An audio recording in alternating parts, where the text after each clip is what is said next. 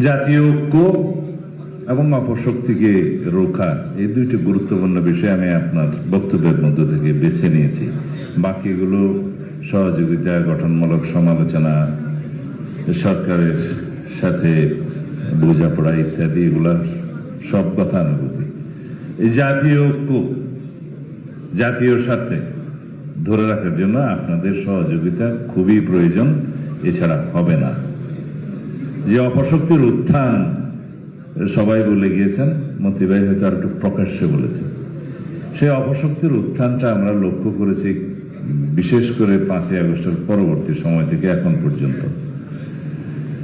সেটার একটা রূপ, চেহারা এবং কর্ম গত কয়েকদিন আমরা লক্ষ্য করেছি, প্রকাশিত হয়েছে। সুতরাং জাতীয় ঐক্যকে ধরে রাখবো এবং জাতীয়ভাবে আমাদের সবাই এই বিষয়টাতে যাতে সচেতন হতে পারে, সে বিষয়ে আপনাদের সংবাদপত্র এবং ইলেকট্রনিক মিডিয়ার ভূমিকা অনেক বেশি গুরুত্বপূর্ণ।